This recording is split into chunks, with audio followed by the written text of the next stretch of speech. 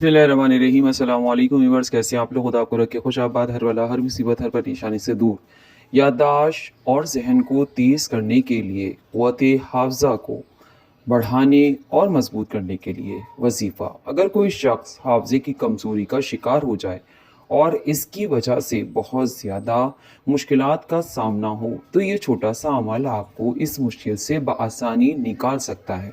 और इतना ही नहीं, अगर कोई तालिबे इल्म अपना सबक याद करना चाहता है या फिर कुरान हिफ्ज़ करना चाहता है, तो वो ये अमल करे तो इंशाअल्लाह बहुत जल्द कामयाबी हासिल होगी। मगर इसके साथ नमाज की पाबंदी बहुत ज़्यादा ज़रूरी है और कुरान पाक की तिलावत को अपना रोज़ का मामूल बना लीजिए और इसके साथ कीजिए ये छोटा सा मगर बहुत आसान अमल। और ये अमल आपको रोज़ाना करना है हर नमाज के बाद। अगर आप की याददाश्त बहुत कमज़ोर हो गई है, आप चीज़ें रख कर भूल जाते हैं या बातें भी भूल जाते हैं, तो आपको चाहिए कि हर फ़र्ज़ नमाज के बाद सूरह आला की इब्तिदाई 5 आयात को अव्वल व आखिर 11 मरतबा दुरूद पाक के साथ पाबंदी से पढ़ें। तो इंशाअल्लाह देखिएगा कि आपको हर चीज़ याद भी रहेगी और कोई बात भी नहीं भूलेंगे।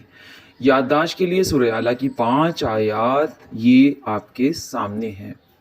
और इतना ही नहीं, अगर कोई अपने सबक को याद करना चाहता है या फिर कुरान पाक को हिफ्ज़ करना चाहता है, कुरान की सूरतों को हिफ्ज़ करना चाहता है, तो उसे चाहिए कि वो सबक याद करने से पहले या कुरान पाक को याद करने से पहले अव्वल व आखिर 11 मरतबा दुरूद पाक पढ़े और फिर सूरह आला की आयत नंबर 6 को पढ़ने के बाद अपने सबक को याद करे या कुरान पाक हिफ्ज़ करे, तो इंशाअल्लाह बहुत जल्द आपको अपना सबक और कुरान पाक हिफ्ज़ हो जाएगा।